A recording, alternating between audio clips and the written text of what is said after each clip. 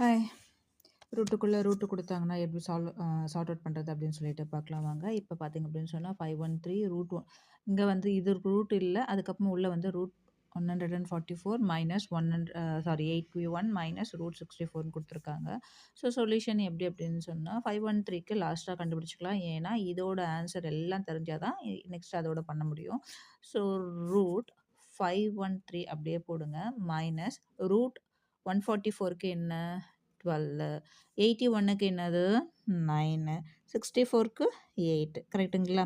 8 8 R 64, 9 9 R 81, 12 into 12 144 ஓகேங்களா? இப்ப இது எல்லாத்தையுமே வந்து மைனஸ் பண்ணிக்கலாம். 513 இது எல்லாமே சேம் சிம்பிளா இருக்கு. அப்போ இது 3யும் வந்து ஆட் பண்ணிக்கிட்டு அந்த சிம்பிள் போட்டுக்கலாம். மைனஸ் 12 + 9 21, 21 + 8 29. ஸோ 513ல மைனஸ் 29 பண்ணீங்க அப்படின்னு சொன்னா பாரோ வாங்குனீங்கன்னா 13 இங்க 0வா ஆயிடும்.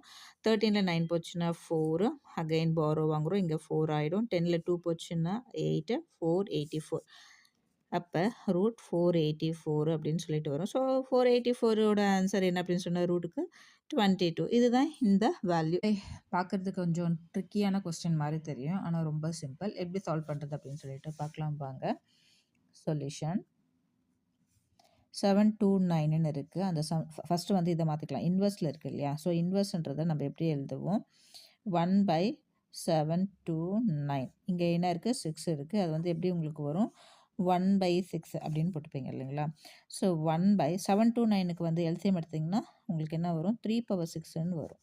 3 3 2s are 6 12 ஆகிடும். 3 4s are 12 3 3s are 9 3 8s are 24 3 1s are 3 27s are 3 9s are 3 3s are. So 1 2 3 4 5 6 அப்போ 3 to the power of 6 whole to the power of 1/6ன்னு வரும். ஸோ ஒன்னோட என்ன பவர் இருந்தாலும் அதோட value 1. 3 to the power of 6 whole to the power of 1/6. So இந்த 6ம் இந்த 6ம் cancel ஆகிடும். So answer வந்து என்னன்னு பார்த்தீங்கன்னா 1/3. Very simple. இந்த சம் உங்களுக்கு பிடிச்சிருந்துச்சுன்னா லைக் பண்ணுங்கள், ஷேர் பண்ணுங்கள், கமெண்ட் பண்ணுங்கள். தேங்க்ஸ் ஃபார் வாட்சிங்.